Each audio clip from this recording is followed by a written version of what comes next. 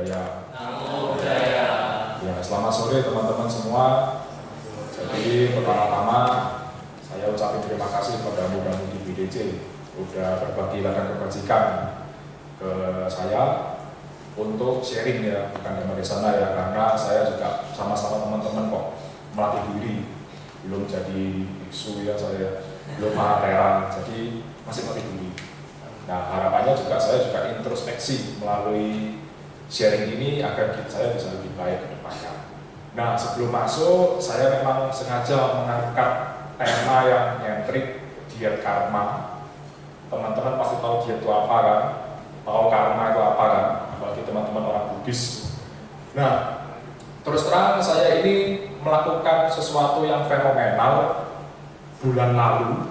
Nah, saya itu jujur aja ikut program diet. Bukan diet karma ya, diet-diet yang biasa diet itu, jadi biar kurus gitu. Nah, next.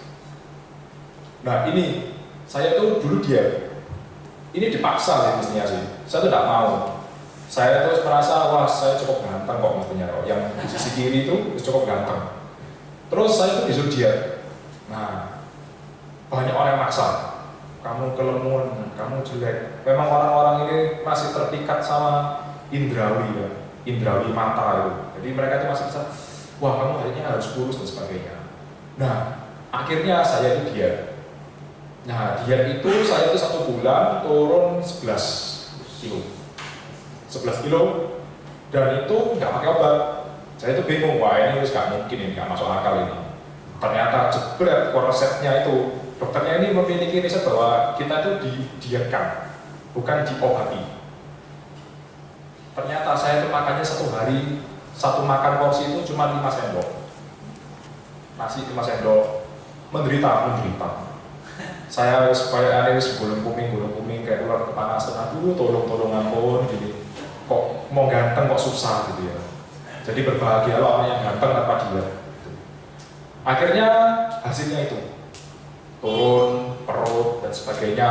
Ini saya kopas ya, bukan narsis ya, berfoto-foto sendiri ya. Ini kopas dari dokternya untuk promosinya dia. Jadi gitu, tanpa obat alami bisa. Dia mengklaim bahwa ini diet. Kalau pakai obat itu merupakan pengobatan menggunakan kimiawi kan. Ini tidak pakai kimia sama sekali, cuma makanannya diatur sesuai gizi, sesuai golongan darah saya agar saya ini tetap sehat meskipun makannya sedikit. Oke, tapi sayangnya sekarang kalau Anda lihat ini, dari itu timbanganku waktu itu 90 dari 101 ya, timbanganku 1 kilo. Jadi 99. Sekarang 101 naik, terus terang naik saya. Karena apa? Dulu nggak pernah merasakan kentang McD itu puasa 1 bulan makan, nggak pernah makan, nostalgia gitu. Tapi saya masih happy kok. Kenapa? Saya naik itu happy. Kenapa? Dia tak sharingkan kenapa kok saya happy meskipun saya naik lagi. Next. Nah, peraturan diet yang biasa nih, itu bukan kita itu makannya itu sedikitkan gitu, atau tidak usah makan gitu. Keliru. Diet itu adalah mengharmoniskan pola hidup Anda. Jadi teman-teman sekalian, aku dulu itu tuh hidupku diklaim oleh dokter tidak harmonis. Makannya terlalu banyak, terlalu ekstrim. Kalau pagi aku makan roti gandum itu 5 kadang-kadang. Kayak lapar suka tekno kabeh. Kalau saya lihat wah ini kayaknya meeting karena cuti jam 12 kamu dimakan, mau tak tekno kabeh saya. Wah enak gitu. Kan saya taunya roti gandum itu sehat, tidak ada susu dan sebagainya yang murni roti kenyang tapi tanpa membuat lemak. Itu salah, tidak harmonis. Metabolismemu rusak. Nah gitu. Terus saya tuh hobinya juga olahraga. Olahraga saya badminton. Kalau sekali main jam 6 sampai jam 10 malam itu 4 set, 5 set gitu. Tapi kok ya gak kurus-kurus gitu, kenapa gitu, saya bingung. Saya tuh jujur aja ngiri lihat teman-teman saya nggak olahraga, kok kurus, ganteng gitu. Wah ini kok, ini gak adil gitu hidupku kayaknya. Nah itu, role-nya salah. Mengharmoniskan apa yang harusnya kita makan, apa yang harusnya kita lakukan, diatur sedemikian rupa. Jadi selama 1 bulan itu saya itu terharmonisasi. Makannya itu sedikit aja.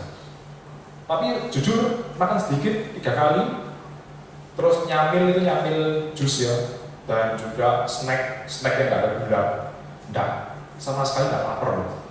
Beneran, makan tuh 5 sendok, enggak gitu. Padahal kalau aku makan nasi goreng gitu segini, enak loh ibu, itu bisa. Tapi waktu 5 itu kok pertama kali menderita emang, bolong kumingan dulu sakit, ya begini. Kelihatan teman-teman lihat makan hamburger apa, kayak apa gitu. Itu bukan karena kita itu pemakan banyak, tapi karena habit kita yang nggak harmonis itu kebiasaan terus. Kita membawa perilaku-perilaku buruk, pikiran-pikiran yang buruk terus ke bawah sampai kita anggap itu benar, padahal itu tidak benar. Jadi saya sangat beruntung ketemu dokter itu makanan salah. Next. Nah, itu dia harmoni, hidup kita harmoni. Niscaya kalau kita hidup harmoni, hidup kita sehat, tidak mungkin kena penyakit, tidak mungkin tergampang keserang virus, flu dan sebagainya. Saya waktu diet tidak pernah flu, tidak pernah batuk. Beneran, karena apa? Metabolisme saya lancar sekali. Kalau kita ke karma, hukum karma yang kita percayakan, yang kita jalani ini sebagai praktisi Buddhis, karma ini hukum yang seimbang sesuai dengan hukum alam.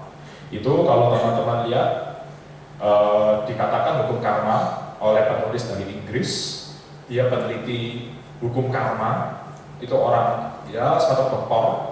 Dia mengatakan bahwa karma ini sejalan dengan hukum Newton. Apa yang kita dapat, ya kita terima. Jadi arus masuk, arus keluar. Tinggal nanti convert energinya gimana. Itu kalau bahasa Mandarinnya in quo. In itu sebab, quo itu akibat. Jadi gitu. Jadi karma ini hukum alam. Dia itu hukum alam. Kita makan apa, ya jadinya apa. Kita makan banyak dan salah, jadinya obesitas. Kalau kita makannya harmoni meskipun sedikit, kita tidak sakit, tapi tubuh kita ideal. Dia karma itu. Next. Nah, teman-teman sekalian, sadar atau tidak sadar, fenomena hari ini, kita itu terjebak pada 2 hal.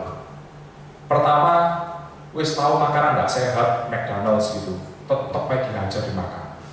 Wah enak, nggak apa-apa. Saya kan sering meeting ya sama klien-klien. Malam sih, jujur aja rumah saya dekat di McD. Nah, saya ketemunya di sana, sekali langsung pulang jalan kaki gitu. Tapi tidak makan karena jam 12 malam makan atau dokternya itu bunuh diri, ya gitu. Jam 12 malam waktu Euro gitu banyak sekali yang makan McDonald gitu. Mamanya, anaknya, engkongnya, emaknya makan semua McD. Makannya itu ya makan ayam, bukan makan apa ya, kentang itu enggak, ayam. Dimana ayamnya McD itu kan suntikan ya. Nah, terus tahu gak sehat dimakan. Nah, itu. Terkadang manusia ini hal yang buruk, tahu itu buruk, tetap dilakukan. Termasuk juga pikiran kita. Sudah tahu itu pikiran yang negatif, sudah tahu itu perilaku buruk, sudah tahu itu membuat kita itu bisa sedih, marah, jengkel, dia tetap dipelihara. Terkadang kalau kita memelihara sifat-sifat jelek itu berat, lebih berat daripada kita meditasi. Kayak kesannya tuh, aduh, berat di sini, kita tidak bisa pikir jernih. Nah itu, ini fenomena-fenomena yang dialami manusia saat ini. Sampai-sampai Dalai Lama di tweetnya mengatakan bahwa sekarang ini fenomenanya orang-orang Barat, apa orang-orang Asia yang maju, orang kaya, mereka itu sekarang lagi gencar-gencarnya untuk mencari uang seumur hidupnya. Gempur terus, cari uang terus, cuanjen terus. Nah, cuanjen terus sampai akhirnya uangnya itu dihabiskan untuk apa? Bukan senang-senang, untuk berobat. Cek up di Singapura, di Penang, di mana, habis uangnya. Ini kan hidup yang tidak pada saat itu. Hidup yang pikirannya nanti, sehingga di nanti akhirnya menjadi malapetaka. Terkadang kita itu tidak tahu hidup pada saat ini mau ngapain, itu tidak tahu. Nah, ini teman-teman yang kita harus ketahui. Kita semua tahu ada kebiasaan buruk, pikiran buruk, perilaku buruk ada. Beberapa dari kita, mungkin kita tuh menyatakan menyesal. Oh iya ya, saya melakukan ini ya. Oh iya ya, saya ini salah. Ada. Tetapi ada juga kawan-kawan kita atau bahkan kita merasa happy. Ya kayak orang-orang makan McDonald tadi, happy, enak itu. Kanker nanti dulu, asam urat nanti dulu. Bisa terjadi. Bahkan sangat disayangkan teman-teman saudara kita melakukan pembunuhan, itu mereka merasakan kebahagiaan. Membunuh binatang itu ibadah. Terjadi fenomena itu. Nah itu kenapa? Ya itu karena mereka masing-masing. Kita harus sangat menyayangkan dan harus mengasihani mereka. Mereka tidak seberuntung kita. Kita mengenal dharma dan sebagainya, kita bisa hidup sehat dan sebagainya. Tidak seperti teman-teman di Afrika. Kita tuh sebetulnya beruntung di sini. Banyak orang yang happy, tapi jalannya salah. Mereka tidak tahu jalannya yang benar itu seperti apa. Itu fenomena hari ini. Next. Nah, faktanya yang kita harus tahu lagi, makanan ya makanan, ajaran dharma ya ajaran dharma. Makanan itu meskipun ada makanan yang berjahat pun atau yang baik pun, itu tidak membuat apa-apa tubuh kita. Yang membuat tubuh kita itu rusak adalah perilaku kita sendiri, gaya hidup kita sendiri. Sama juga dharma. Dharma itu dari dulu hingga saat ini dan sampai kapanpun itu indah. Tetapi, next, yang membuat ini terjadi, seperti saya itu yang kiri, nah itu, saya pernah namanya juga orang ya baru punya uang, nyoba-nyoba makan kayak gitu kan asik kayaknya. Yang membuat terjadi seperti itu perut jin botol gitu atau yang kanan itu, yang pikirannya semrawut geberwel itu, ya kita sendiri. Kita udah dharma, terus kita ada galau, ada stres, itu karena kita sendiri. Kita memilih jalan atau memilih perahu yang keliru. Nah gitu. Ini teman-teman, mungkin teman-teman mengalami ini pasti ada. Kenapa? Karena kita sampai saat ini belum arahan. Kita sampai saat ini masih memiliki dosa, loba, moha yang amat kental. Tetapi terus terang, kita pada saat ini harus berbangga sedikit, berbahagia sedikit karena kita memiliki jodoh yang kuat di Dharma. Kok bisa tahu? Ya kita bisa kumpul di dalam masalah ini. Ini merupakan suatu karma yang kebajikan teman-teman kumpulkan di lalu-lalu ini besar sehingga kalian berjodoh lagi. Nah gitu. Jadi teman-teman memiliki akses ke jalan yang benar, tinggal kita mau atau tidak. Fakta ini yang terjadi. Nah kalau teman-teman ini terjadi, teman-teman harus segera mencari tahu dan merubahnya. Next. Nah, kuncinya gimana? Kita bisa dari yang terbelenggu itu, ada masalah itu, menjadi hal yang baik. Kuncinya adalah tekad. Kalau bahasa KOI-nya itu Fayuen. Jadi kalau teman-teman belajar Mahayana, teman-teman Mahayana itu mereka itu memiliki tekad dharma. Tekad dharmanya adalah tekad untuk menyelamatkan semua makhluk, tekad untuk segera menjadi Buddha. Nah, tekad-tekad inilah teman-teman yang harus temukan. Willingness tekad. Nah, paling dasar teman-teman harus ada tekad untuk merubah mindset kalian menjadi lebih baik. Dalam dharma, pasti. Bukan dalam kasus cinta, kasus kriminal, bukan. Dharma. Fa itu dharma, yun itu tekad. Jadi teman-teman harus mencari tekad. Kalau kalian memiliki jiwa kuliner, kalian bisa berdana ke banting. Tidak apa-apa. Kasih makan banting, oh bantingnya lagi sariawan, kasih jeruk gitu. Oh bantingnya lagi ini, kasih ini gitu. Kalau teman-teman bisa IT, sumbang. Tadi kayak teman-teman bantu multimedia. Ini kan bentuk pelayanan untuk menjadi dharma. Gitu. Kalau teman-teman bisa ceramah, pidato atau orasi kayak yang mau memimpin demonstrasi, orasilah teman-teman kalian secara yang sopan gitu tentang dharma. Karena ajaran kebenaran kalau kita ada tekad untuk membantu sesama, mulailah lakukan. Jangan nunggu. mumpung kita anak muda ya, anak muda ini masih apa ya, ada spare time-nya sangat luas. Kalau kalian sudah berkeluarga, punya baby, punya apa, wes gak kira bisa secepat dulu. Apalagi kalian sudah tua, wes belum sing tulang ini gak kuat duduk atau gimana, kupingnya budak, bisa terjadi kan, matanya nggak kelihatan gimana. Mulai saat muda ini kalian harus tekad merubah diri Anda dan tekad juga untuk membantu orang lain dalam dharma. Next. Nah, tekad tadi dia, saya memiliki tekad untuk sehat, selesai. Kalau dharma, saya ingin memiliki tekad untuk bahagia. Dua kunci ini aja. Jadi dia itu motivasinya gak gampang kok sebenarnya. Kalau gampang sudah dari dulu gitu. Meskipun jelek dia tetap jelek menurutku. Meskipun banyak yang bilang, oh tambah ganteng ini asus gombal. Berarti mungkin ada perlunya apa saya itu mestinya.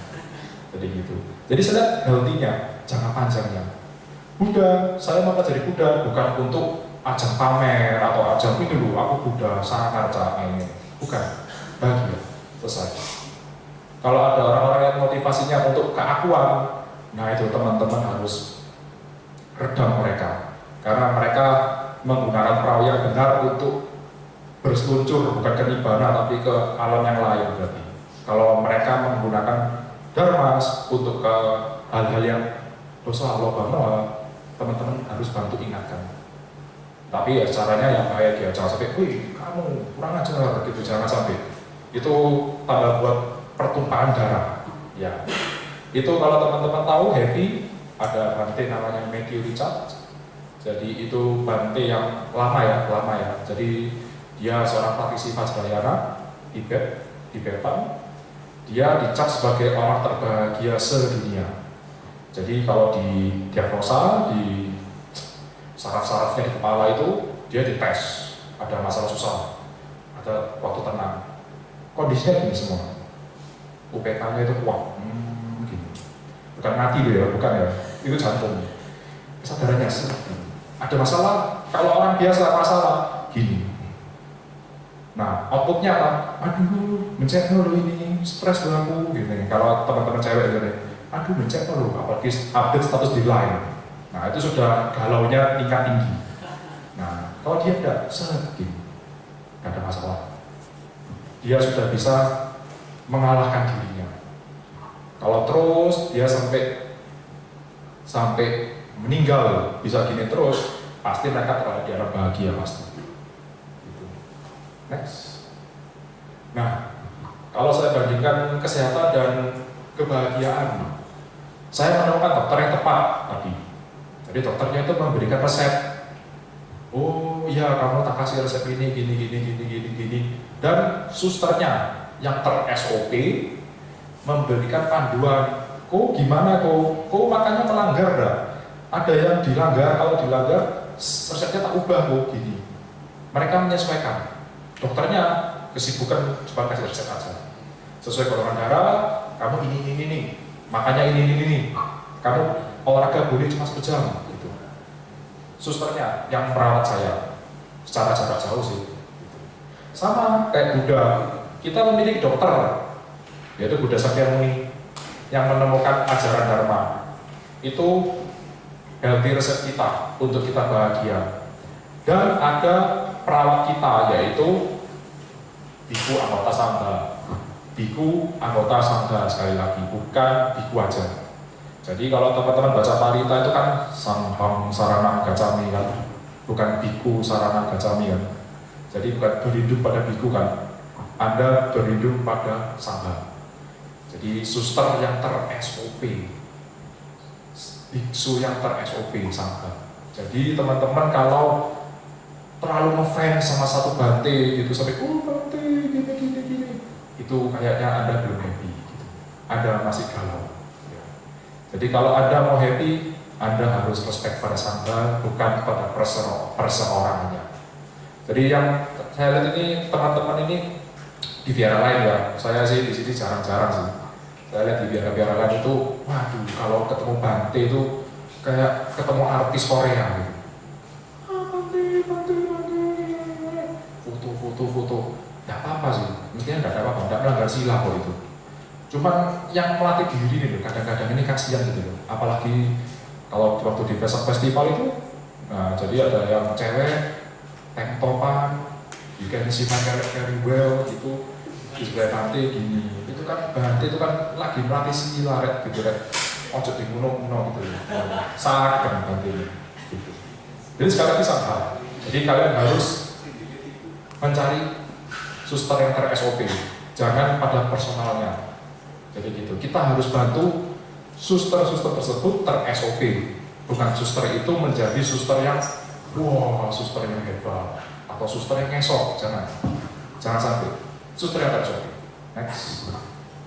Nah, resep-resep tersebut ya tadi saya sudah sebutkan, makanan yang sehat, makanan yang seirama dengan tubuh saya, lifestyle yang sehat, tidak ada obat-obat yang membuat saya terediktif, ada diet yang harus minum obat ini, kalau nggak minum ini mental langsung 2 kali lipat beratnya. Wah, itu kasihan sekali itu, menderita pasti, hidupnya tergantung pada kimiawi. Sama kalau kita belajar Buddhis untuk menjadi happy, ada Four Noble Truth, 4 kesenyataan. Anda harus tahu duka, sebab duka, mencari jalan untuk keluar dari duka, dan menuju pada nibbana. Jadi kalian harus tahu itu untuk menganalisa gimana sih hidup bisa bahagia itu. Ada 8 jalan mulia itu. Jadi ada pikiran yang benar, pencaharian yang benar, pendengaran benar, apa sebagainya. Kalian harus melakukan itu benar. Kalau salah, diusahakan stop, jangan sampai dilakukan. Kalau sudah terlakukan gimana ini? Ya enggak apa-apa. Kita kan di sini kan bukan ada larangan. Dalam Buddhisme itu kan tidak ada larangan. Kita di sini semua melatih diri untuk jadi yang lebih baik. Kalau misalnya ada larangan-larangan, kalau Anda melakukan ini masuk neraka, tidak ada. Dharma tidak begitu. Dharma membuat orang jadi yang dulunya kurang baik jadi lebih baik.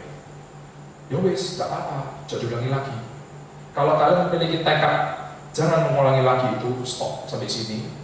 Itu karena baik kalian luar biasa. Kalian memiliki akumulasi karma baik yang luar biasa. Mengapa kalau begitu? Karena arus pikiran kita itu berubah dari yang kali arah sono jadi arah yang benar. Itu sudah merupakan potensi yang bagus Anda menjadi happy. Nah itu. Nah, terus saya mau jelasin teman-teman lebih cocok ke dokter mana. Nah itu, saya mau balik lagi. Nah, ada dokter A. Dokter A ini mengatakan bahwa, woi, kamu percaya kamu menjalankan resep saya ini selama 1 bulan, nggak usah diet lagi, pasti tubuh kalian ideal. Dokter B, kalian percaya tok resep ini, percaya aja ya, nggak jalanin, percaya aja. Maka kalian tuh langsung sehat, guys. Sehat, dijamin. Susternya yang bilang gitu, dokternya ya bisa enggak. Nah gitu. Ada dokter C, nggak usah percaya resep saya dong, baca si resep. Kalau cocok jalankan, kalau iya sebarkan. Nah, resep saya ini manjur kalau kamu melakukan dengan baik, dengan sungguh-sungguh, dengan tidak ada keraguan, jalankan. Jangan percaya dulu, pasiku. Kalian percaya dokter mana? C ya? Nah tapi pertanyaannya kenapa kok banyak yang suka dokter B? Loh gak apa-apa, lu sharing kok kita tuh, gak ada masalah. Susternya cantik soalnya. Suster cantik. Apa itu pinter saya. Suster cantik, apalagi terus. Kalau B tidak capek, oke. Betul, bagus. Apalagi?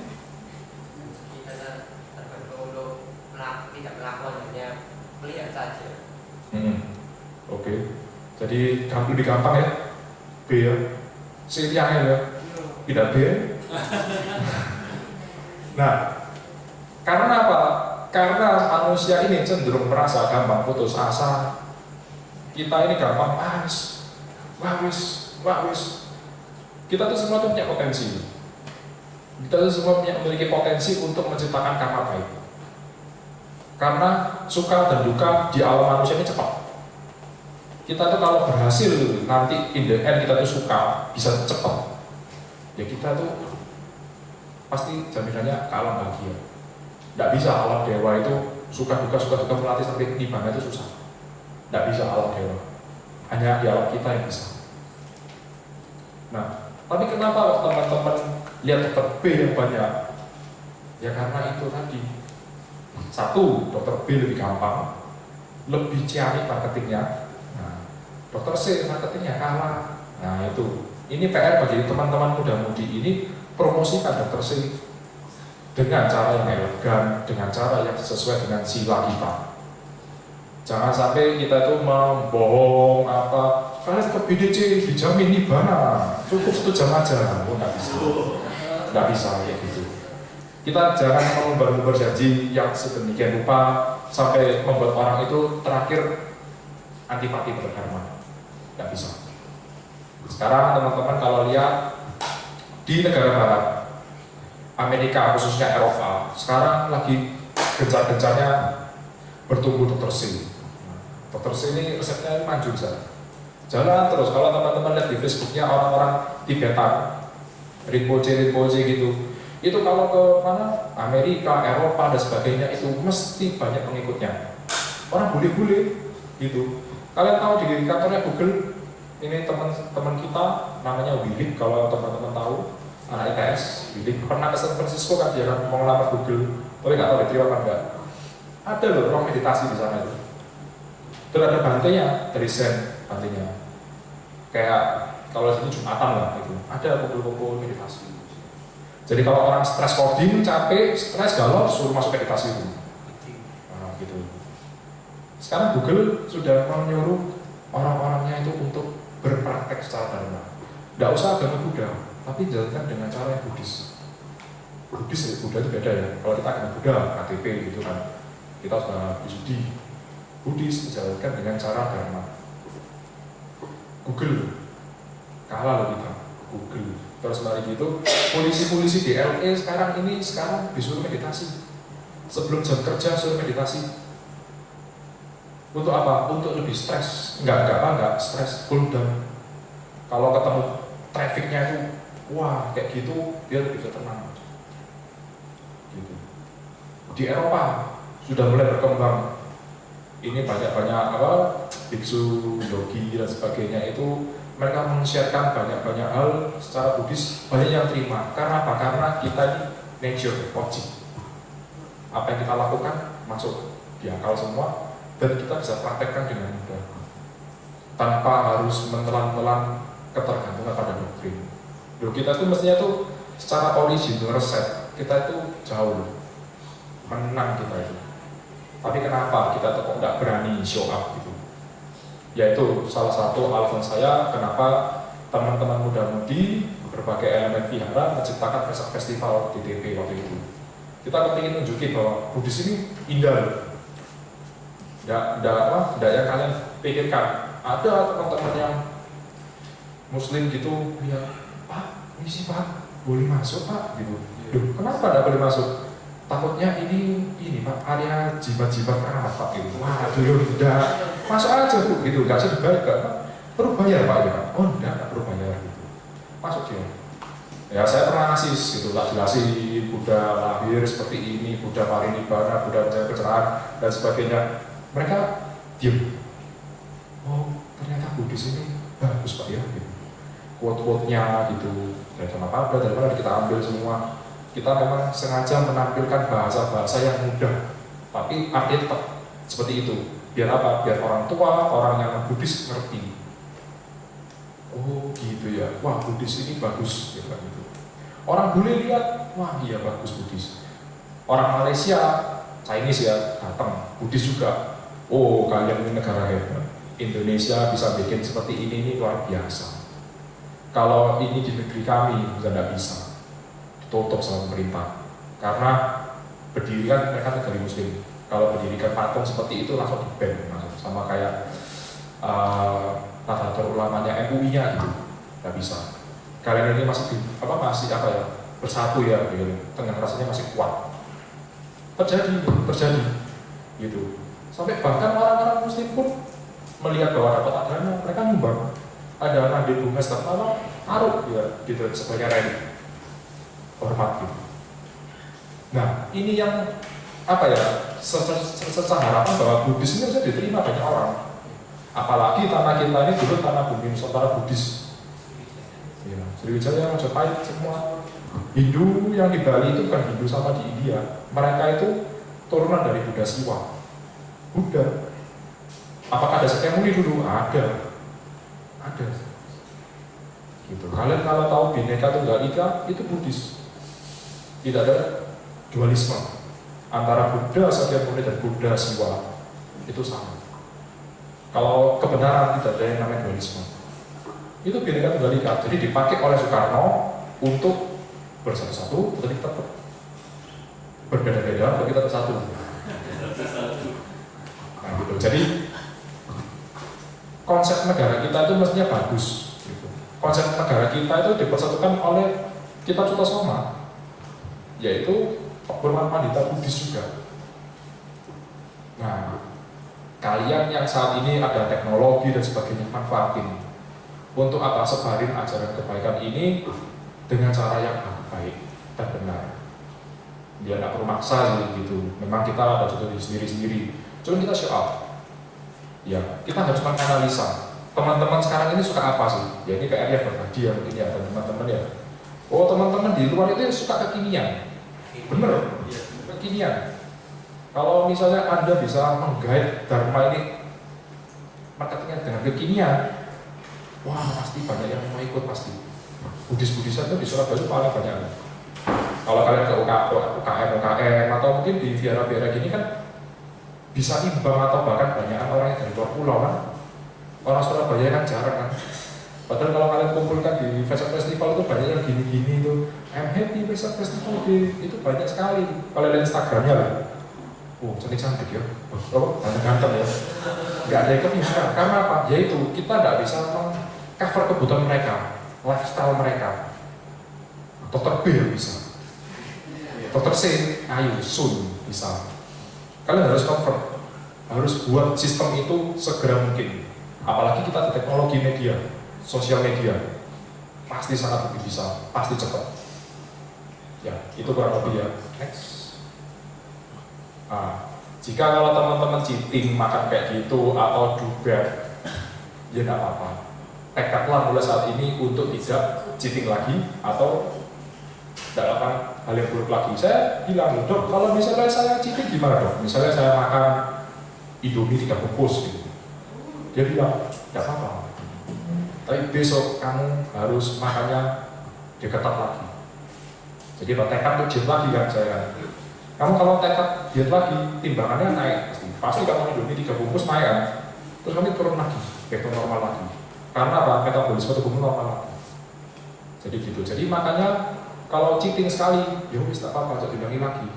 Makan yang normal lagi, ideal lagi berat tubuhmu. Nah itu kenapa saya bahagia, kenapa saya menemukan rumus. Kalau saya makannya overload, diajak makan kanan kiri opo-opo, tak apa, besoknya saya makannya normal, sesuai menu yang healthy lagi. Saya sudah menemukan menu healthy saya nggak perlu takut, aduh gendut dan sebagainya, turun lagi, turun. Nah itu. Nah sama, kalau Anda melakukan hal yang buruk, tekadlah untuk tidak melakukan lagi. Berusaha pelan-pelan lepas dari itu. Buddhis ini mengenal progres ya, progres dari yang buruk menjadi yang baik. Jadi gitu. Jadi teman-teman nggak perlu khawatir. Waduh rek, wis melakukan hal yang buruk rek, wis bakalan aku cuma bu alam eta aku gitu, wis nggak mungkin. Kalau kalian punya pikiran terus sampai meninggal, ya iya. Tapi kalau kalian sampai sekarang stop, aku akan menjalankan jiwa ini lebih baik, pasti ada efek yang lebih bagus. Saya juga mengalami sih, dulu aku tuh orangnya suka emosian. Oh lek wis orangnya gini, ngamuk, marah-marah terus pasti. Sekarang dengan Dharma marah, paling. Karena apa? Volume berturut. Ada duka, semua itu anicca. Tidak kekal. Tahan dari 5 menit. Hilang marah. Gak usah dilampiaskan. Kalau dilampiaskan beda dimarahin. Karmanya matang, apalagi kena orang yang nangis gitu. Matang karena menyiksa orang berarti kan. Jadi gitu. Tahan. Kalau kalian lagi jengkel, tahan 2 menit. Hilang. Coba ambil sendiri. Ini saya mau sharing ya. Tahan. Kalau apa kayak acara festival itu nggak bikin saya marah, marah sih. Ya pasti. Aduh, nggak beres. Aduh, jatuh. Aduh. Tahan. Hilang. Justru kita merasakan bahwa gini tuh. Gini. Ada tekad lebih baik. Tekad lebih baik, jangan. Itu semangat yang kita memiliki, yang mungkin dokter A, dokter B tidak ada. Dokter B atau bahkan tetangganya dokter B mengatakan bahwa sudah, kamu ngaku aja dosamu ke saya gitu, ke dokternya gitu, ke susternya gitu, hilang kok. Nah gitu. Sekarang saya mau tanya ke teman-teman, apalagi orang-orang yang IT ya, kalau kalian percaya pada penghapusan dosa atau membuat karma buruk, ibaratnya memori card. Ya. Kalau sudah di format factory reset, apakah bisa kembali? Katanya nggak bisa. Kalau kamu melakukan karma buruk, misalnya aku dulu pernah nginjek tikus mati barusan, nah itu ngomong, nanti aku menganu tikus gini, aman, dihapus. Susternya, apakah bisa kamu besoknya atau saat itu juga kamu hilang? Berarti kan ada karma burukmu kan, di pikiranmu kan. Nah itu. Jadi kalau penghapusan karma buruk itu tidak bisa. Yang bisa terakumulasi karma. Ada karma buruk, stop ke karma baik. Nah itu yang kita harus kembangin terus. Jadi gitu. Jadi format itu tidak bisa. Sama kayak cheating makan 3 Indomie gitu. Apa lemaknya di dalam tubuh itu hilang karena kita makan apa gitu, vitamin atau makan menu healthy, ya tidak tetap ada. Tapi karena terakumulasi ada makanan serat yang bagus, karbohidrat yang cukup, tubuh kita normal, lemak itu tidak ada penimbunan yang sangat berbahaya sampai asam urat, stroke, apa dan sebagainya. Pelan-pelan. Kalau terus kita pekat makannya 3 Indomie terus tiap hari, ya pekat ya masalah pasti langsung gitu seperti. Ya, karena apa? Perbuatan kita, bukan karena Indominya. Nggak bisa. Wah dikasih ini, obat ini, maka lemaknya hilang, nggak bisa. Tetap ada, nyimpen. Tapi kalau kita perlahan-lahan mengubah jenis makanan kita menjadi lebih sehat, maka tak akan bahaya itu 3 Indomie itu dalam jangka waktu tertentu. Jelas ya kurang lebih ya. Next. Nah, sekian mungkin dari saya. Jadi harapannya saya dalam desa anak ini semoga biar karma kalian sukses. Jadi karma kalian itu bisa terakumulasi, kalian segera menjadi Buddha. Karena saya percaya bahwa kalian itu, kalau dokter B bilang kalian adalah orang yang terpilih, bangsa terpilih. Kita itu bangsa terpilih dari terpilih, gitu. Karena kita memiliki parami yang membuat kita itu terjodoh seperti apa. Entah kalian itu dulu pernah membangun vihara, entah kalian pernah jadi biksu, atau entah kalian itu dulu itu adalah penyebar dharma, kita nggak ngerti. Tetapi yang jelas pada saat ini kalian jodohnya kuat sama dharma. Sampai kita memiliki jodoh, kita bisa melatih diri di depan lubang bodhisattva Kuan Yin. Kuan Yin pun juga memiliki tekad. Kalau kalian disimbolkan 1000 mata, 1000 tangan, itu berarti mereka dilambangkan 1000 tangan itu dia ada welas asih yang tak terhingga. Welas asih yang tak terhingga harus diimbangi dengan kebijaksanaan yang tak terhingga. Mata itu kebijaksanaan. Jadi ada Zulpe, ada Zulwe. Kalau kita terlalu welas asih, bakal rusak. Kalau kita terlalu bijaksana, kita jadi pendebat. Ini kayak pendebat kayak pengacara gitu. Interupsi. Gitu. Kalau ada pengkombinasian welas asih dan kebajikan, kebijaksanaan, kita akan segera jadi bodhisattva. Jadi pesan saya, kesimpulan saya, teman-teman BDC, kalian punya rumah baru ya, yang luas itu bagus ya. Ada fasilitas sarana yang bagus, dimanfaatkanlah dengan cara kalian membentuk acara-acara yang kiranya bisa menarik teman-teman kalian yang muda-mudi. Banyak stoknya Buddhis itu wakeh, Surabaya itu banyak, apalagi Surabaya kalau teman-teman Ubaya atau Petra atau semua itu kan banyak dari luar pulau kan. Rata-rata luar pulau itu yang buatnya apa? Buddhis. Nah itu kalian harus analisa. Kalau marketing itu strength, weakness, opportunity, threat, SWOT. Analisa. Oh ya gini. Kalian buat itu. Nah, kalau kalian selama tidak melanggar sila, percaya dirilah. Sampaikan kepada pimpinan BDC, Pak Udi, Pak Kosin pasti mereka setuju pasti. Gitu. Jadi kalian harus sistem gimana ini? Oh kekinian ya.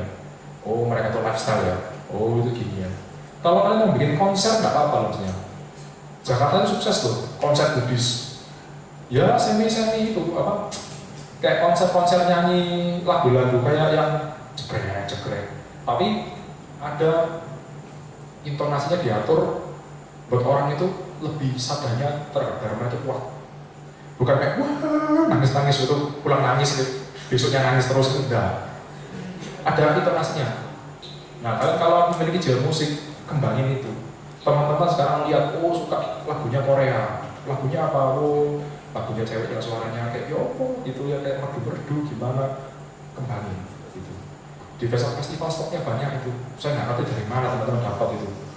Banyak yang nyanyinya bagus-bagus. Mungkin dari teman-teman Patria atau teman ajak gabung. Kita kalau bersatu lebih kuat daripada kita sektarian gini. Susah. Makanya aku mau ke Haji kan anti sektarian gitu. Karena apa? Kita harus sedikit kan. Geopo, gap-gapan. Kita kalau gap-gapan lagi ya dokter B menang. Dokter C-nya apa gitu. Nah jadi itu dan saya tidak ada masalah Haji. Meskipun orangnya sedikit tidak masalah. Yang nggak apa itu lebih banyak. Ya, jadi kalau kalian mimpi kerja bakti gini meskipun sedikit ataupun sendirian tidak apa-apa. Saya pernah dibilangi sama biksu dari Taiwan, namanya Jipong Holokosu, dia bilang, meskipun misalnya ngomong sama satu orang aja, tidak apa-apa, karena yang tidak apa itu yang butuh bimbingan dharma itu lebih banyak daripada yang nampak. Jadi kalau kalian melimpahkan jasa, ada kebaktian, lakukan dengan baik-baik, agar apa orang yang tak nampak yang butuh pertolongan kita bisa segera berjodoh dharma.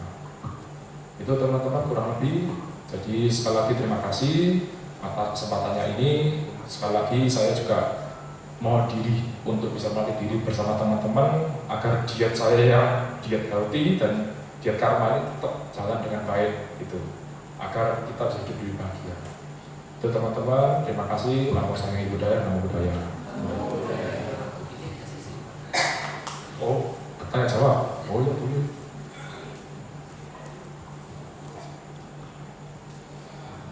Sesi tanya jawab dibuka bagi teman-teman yang mau bertanya, dipersilakan. Ada? Ya, satu kunci. Kalau kalian ingin menyebarkan dharma dengan PD, kalian harus lepas jaim-jaim kalian. Jadi kalau di biara-biara itu apa ya? Kurang kayak anak buahnya dokter B gitu. Bisa semangat lepas gitu. Kita harus lepas dong. Jangan malu. Ayo, jangan Kayak kalah. suster cantik kok. Suster cantik ya. Berarti kamu ngadep di sini cantik semua tadi. Pak. Silakan. 1-2 pertanyaan sebelum kita tutup dan makan malam.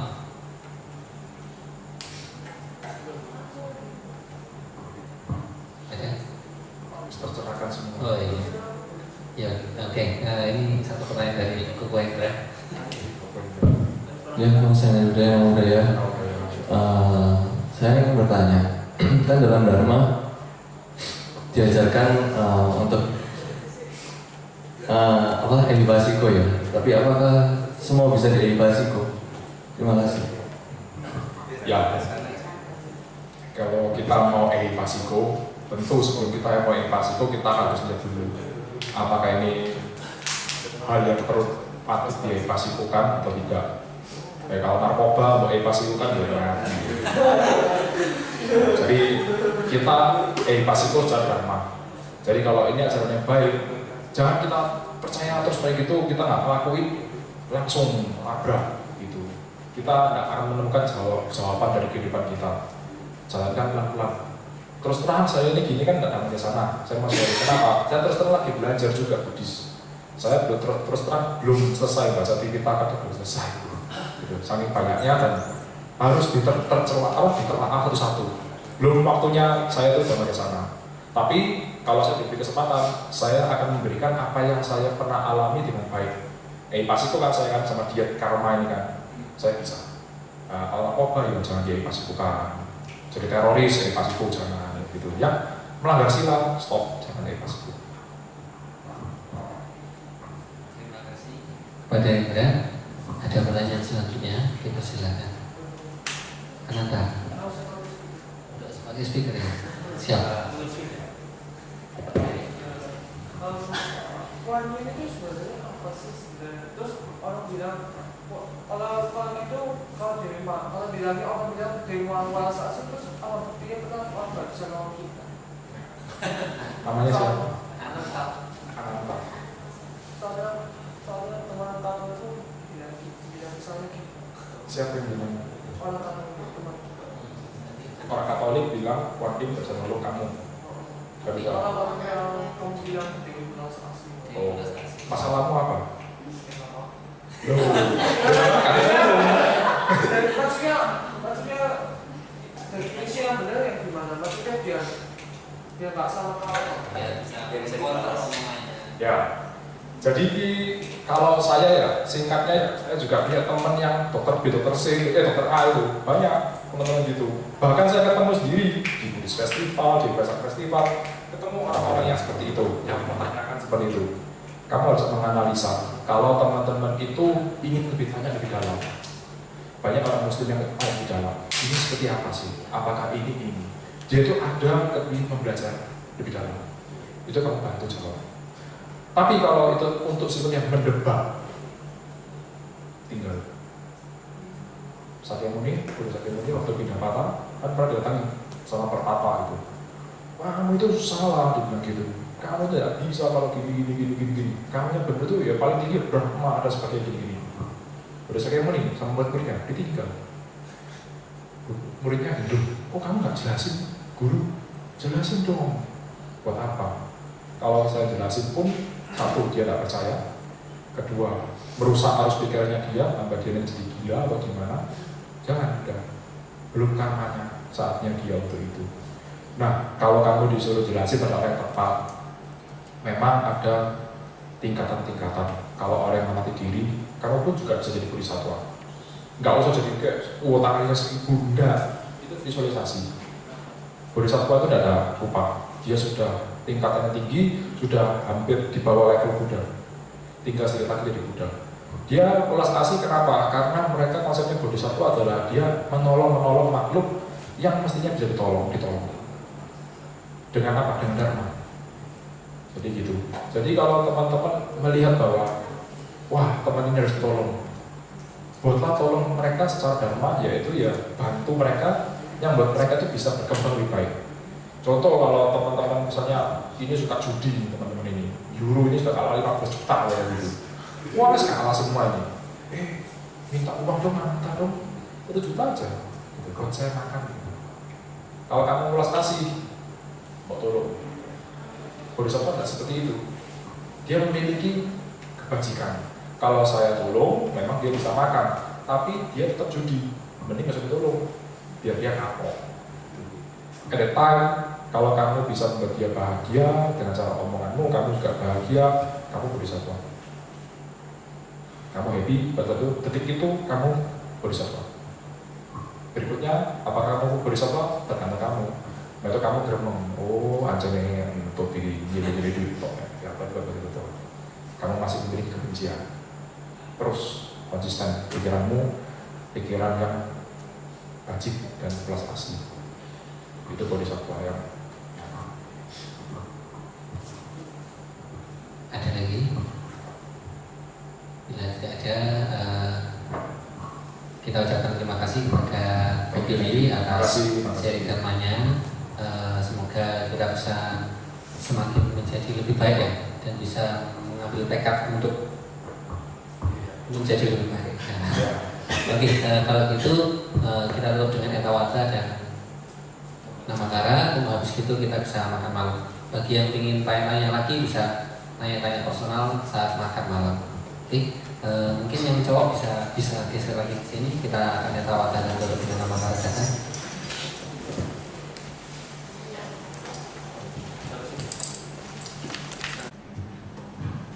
Hadirin para peserta dan peserta, saudara sejenis dan sebelum pada malam ini juga sampaikan dengan salam kasih dalam tema Namo Sayang Budaya dan Namo Budaya. Namo Budaya. Selanjutnya mari kita persembahkan Pak pada saat cerita Buddha dan Mahasangha dengan diiringi lagu pendukaan. Para hadirin dimohon untuk berdiri saling berjalan.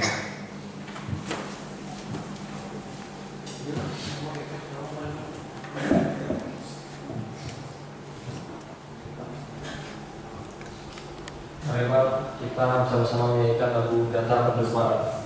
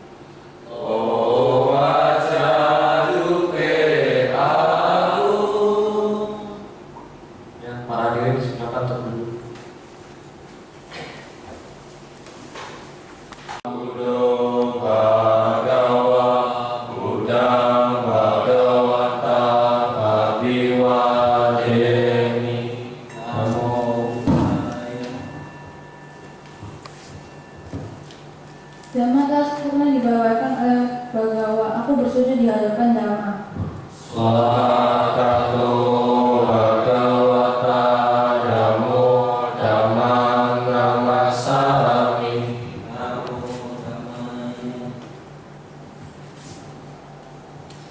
Sang Mahasiswa Bagawa telah bertindak sempurna. Aku bersujud di hadapan Sanya Adi Budaya. Namo Sanya Adi Budaya. Namo Tassa Bhagavato. Terpujilah Sang Yang Adi Buddha, Tuhan Yang Maha Esa. Terpujilah Bagawa, Yang Maha Suci yang telah mencapai keterangan dan kebijaksanaan sempurna. Terpujilah para bodhisattva Mahasatwa. Hadirin para peserta dan peserta, saudara sekalian sekalian. Selanjutnya mari kita menyatakan berdoa pada Buddha, Dhamma, dan Sangha, mengucapkan kesarangan pada halaman 8.